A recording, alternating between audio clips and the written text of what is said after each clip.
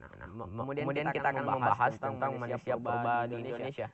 Yang pertama yakni Meganthropus paleojavanicus, Pithecanthropus erectus, dan kemudian Homo sapiens. Meganthropus paleojavanicus fosilnya ditemukan oleh J.H.R. von Koningswald antara tahun 1936 sampai 1941 di Sangiran, Jawa Tengah. Hasil penelitian lebih lanjut menggolongkan manusia purba ini ke dalam Homo erectus. Nah, Meganthropus adalah nama yang umum untuk fosil-fosil geraham dan tengkorak berukuran besar yang ditemukan di Sangiran, Jawa Tengah. Namun kini nama genus Meganthropus dipandang keliru. Para ahli kini menyebutnya dengan Homo erectus paleojavanicus karena dipandang masih memiliki hubungan dengan Homo erectus. Ciri-ciri dari Meganthropus paleojavanicus yakni tulang pipi tebal, ototnya kuat, tonjolan kening mencolok, tonjolan belakang tajam, tidak memiliki dagu, perawakan tegap, pemakan tumbuhan. Pithecanthropus erectus. Fosilnya pertama kali ditemukan oleh Eugene Dubois pada tahun 1851 hingga 1892 di Trinil, Ngawi, Jawa Timur. Pithecanthropus erectus berarti manusia kera yang mampu berdiri tegak dan lurus. Pada perkembangan selanjutnya, Pithecanthropus erectus dimasukkan ke genus Homo yang kemudian dinamakan Homo erectus. Ciri-ciri dari Pithecanthropus erectus yakni tinggi badan berkisar antara 165 hingga 180 cm, geraham besar, rahang kuat, tonjolan kening tebal, dagu belum ada, hidung lebar, volume otak berkisar antara 750 hingga 1300 cc. Selanjutnya yakni Homo.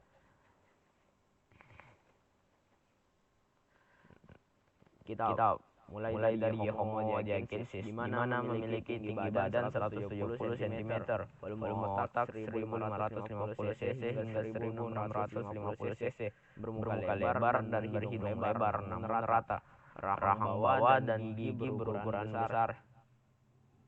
Kemudian ada Homo floresiensis, yang di mana ras ini memiliki tubuh yang kecil, hanya setinggi 106 cm saja, dan memiliki volume otak sekitar 350 cc. Nah, sehingga Homo floresiensis ini dipanggil juga sebagai hobbit, manusia kerdil dalam trilogi film The Lord of the Rings. Selanjutnya corak kehidupan manusia zaman pra-aksara. Berdasarkan corak kehidupannya, periodisasi masyarakat Indonesia dapat dibedakan menjadi 3, yaitu masa berburu, masa mengumpulkan makanan, masa bercocok tanam, dan masa perenian. Masa berburu dan mengumpulkan makanan ini dibagi menjadi 2, yakni Paleolitikum dan Mesolitikum. Paleolitikum berlangsung 600.000 tahun yang lalu.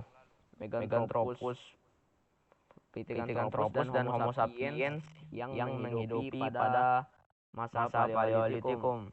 Mereka hidup nomaden dan berkelompok dengan jumlah 10 hingga 15 orang dan telah mengenal konsep primus inter pares.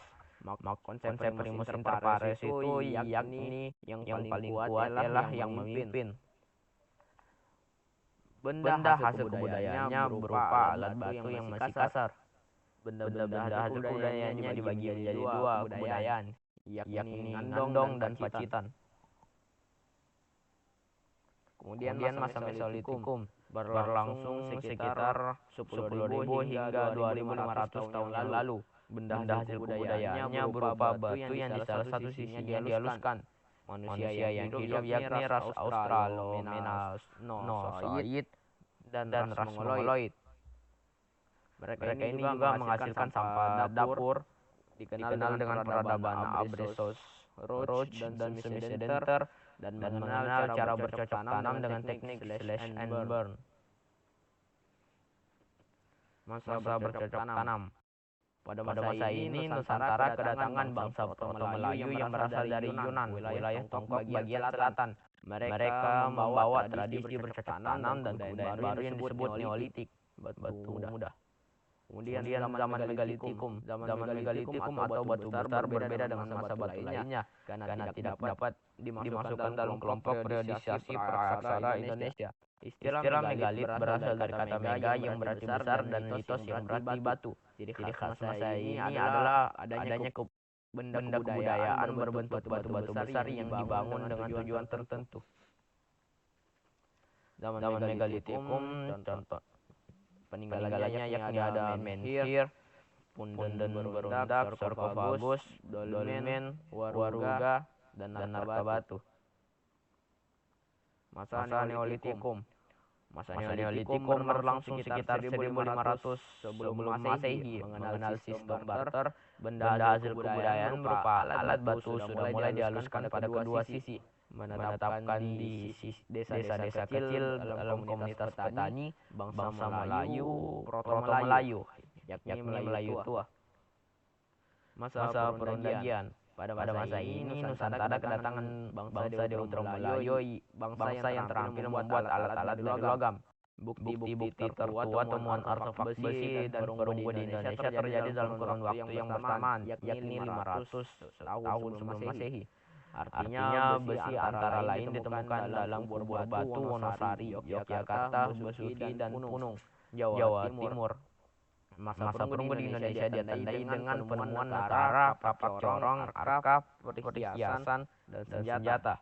Nekara dapat dibedakan menjadi dua tipe, yakni tipe Pejeng dan tipe Heger. Nah, perbedaan nekara dari Heger 1 dan Pejeng. Bila mana Heger 1 bentuknya tambun dan bagian pukulnya menyatu dengan bagian badan, selain itu memiliki ukuran hiasan kata. Sementara yang Pejeng berbentuk ramping dengan bidang pukulnya yang menjorok ke arah luar dari bagian bahunya. Kemudian Heger 1 berasal dari kebudayaan Dongson Vietnam, sementara Pejeng asli Indonesia alias Bali. Fungsi dari Heger 1 yakni memohon keselamatan, menolak bala, meminta hujan, dan mengusir roh-roh jahat. Sementara fungsi dari Pejeng yakni sebagai sarana upacara, lambang status sosial, dan mas kawin. Nekara dengan corak Dongson. Kebudayaan Dongson terletak di wilayah lembah Songkong, Sungai Ma, Teluk Tonkin, Vietnam, dan berkembang pada 1500 hingga 500 sebelum Masehi. Puncak dari kebudayaannya perunggu dan munculnya artefak dari besi di Vietnam. Nekara perunggu didatangkan ke Indonesia setelah 200 sebelum Masehi. Nekara Dongson termasuk tipe Heger 1. Masuk ke wilayah Indonesia melalui jalur Semenanjung Malaya yang dibawa oleh bangsa Austronesia.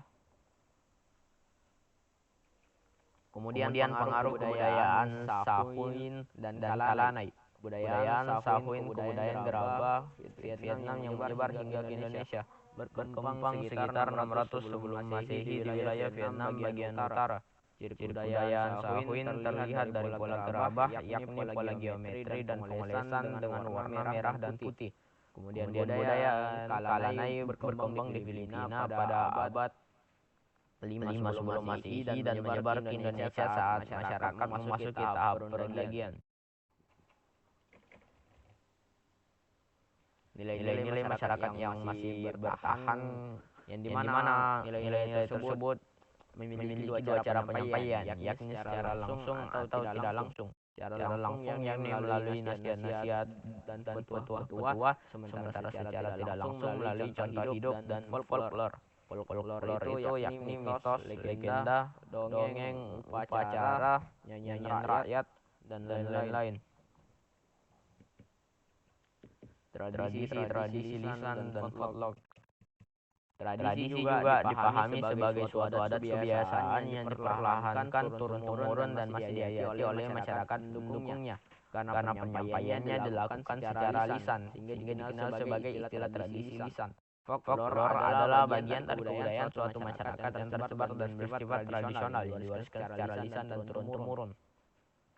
Ciri-ciri folklore yakni bersifat tradisional, anonim, tidak diketahui pengarangnya, prologis, terdapat unsur mitis, lugu dan polos, ceritanya tanpa sensor, berkembang dalam versi yang berbeda-beda, menggunakan kata-kata klise, bermanfaat dalam kehidupan masyarakat, memiliki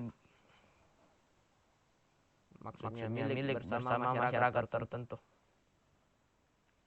Nah, berikut contoh jenis-jenis folklore yakni mitos, legenda, dongeng, nyanyian rakyat, dan upacara.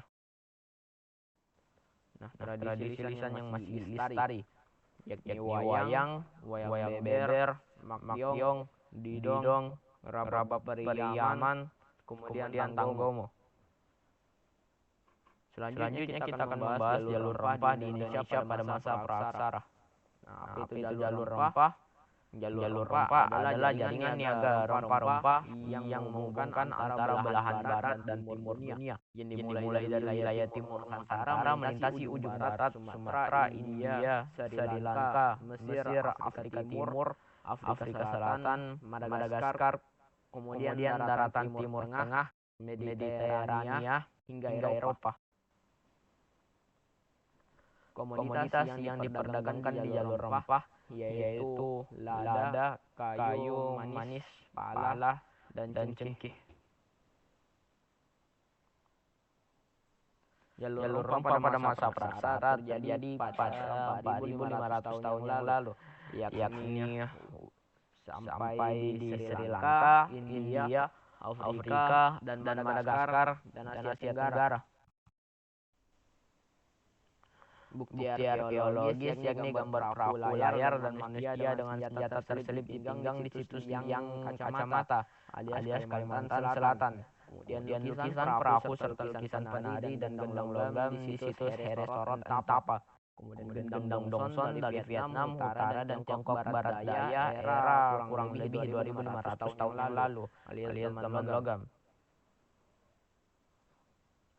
Kemudian secara bukti tertulis yakni kitab petunjuk pelaut kelautan Euritia, nama kuno Yunani untuk Samudra Hindia, kemudian Gaius Pilnus Secundus alias Pliny the Elder. Dalam catatan perjalanannya menyebutkan tentang para pelaut pemberani dari timur yang datang membawa kayu manis dengan menggunakan perahu sederhana. Kemudian peta guide geografi pada abad ke-1 sebelum Masehi. Pada abad ke-1 Masehi yang dibuat astronom Alexandria dari Mesir, yakni Claudius Ptolemaeus. Kemudian catatan perjalanan ke Jawa melalui laut dari dua pendeta Buddha, yaitu Fasisien pada tahun 413 Masehi dan Gunawarman antara 424 hingga 453 Masehi. Nah, sekian pembahasan dari kita. Lebih dan kurangnya mohon dimaafkan. Kita akan bertemu di lain kesempatan. Wassalamualaikum warahmatullahi wabarakatuh.